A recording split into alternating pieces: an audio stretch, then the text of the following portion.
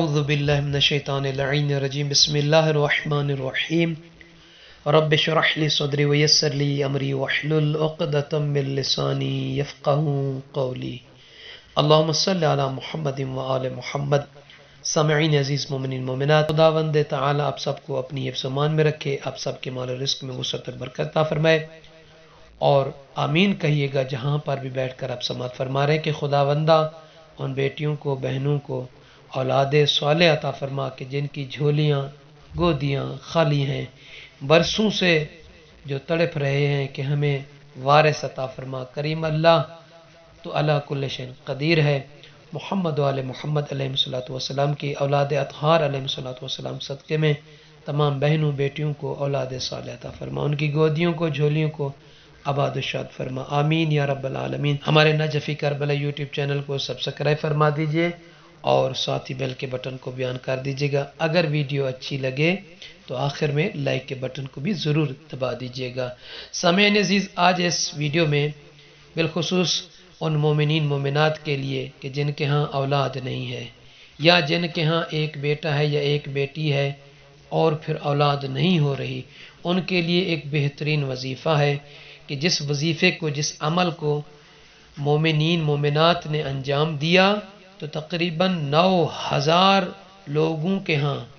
اولاد ہوئی ہے، یعنی 9000 خواتین حاملہ ہوئی ہیں اللہ تعالیٰ کے حکم سے۔ اور اس ذکر کو شیخ حمید نے اپنے چاہنے والوں کو بتایا، اور جس کی وجہ سے لوگوں نے عمل کیا، اور اس کے بعد اللہ تعالیٰ نے ان کی گودیوں کو آباد رکھا، شاد رکھا، ان کو اولاد صالح عطا فرمایا۔ وہ ذکر کیا ہے، وہ عمل کیا ہے، وہ دعا کیا ہے؟ نبی اللہ زکریا علیہ السلام کہ جسے اللہ تعالیٰ نے بڑھاپے میں، ضعیفی کی عمر میں یحییٰ علیہ السلام عطا فرمایا ہے، اس نبی کریم کا ذکر ہے۔ ہر نماز کے بعد، خواہ وہ نماز واجب ہو یا مستحب ہو، مرد اور عورت یعنی شوہر اور وائف، بیوی اور شوہر، اس ذکر کو نماز کے بعد اللہ تعالیٰ کے لیے سجدہ کرے، یعنی نیت کرے کہ میں سجدہ کر رہا ہوں یا کر رہی ہوں اللہ تعالیٰ کے لیے، اس کا قرب حاصل کرنے کے لیے، قربتاً الی اللہ، سجدے میں جا کر 101 مرتبہ اس ذکر کو اس طریقے سے پڑھنا ہے: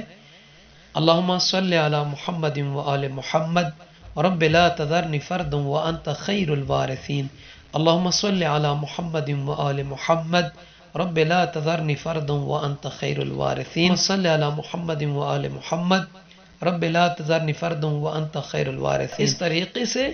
میاں بھی اور وائف بھی ہر نماز کے بعد اللہ تعالیٰ کے لیے خشوع و خضوع کے ساتھ اور کامل ایمان و بھروسہ اور توکل کے ساتھ سجدہ کریں، اور اس ذکر کو 101 مرتبہ پڑھیں، مسلسل پڑھتے رہیں، اور جو ایک میاں اور بیوی کا فریضہ ہے اس کو بھی خصوصی طور پر شب جمعہ انجام دیں،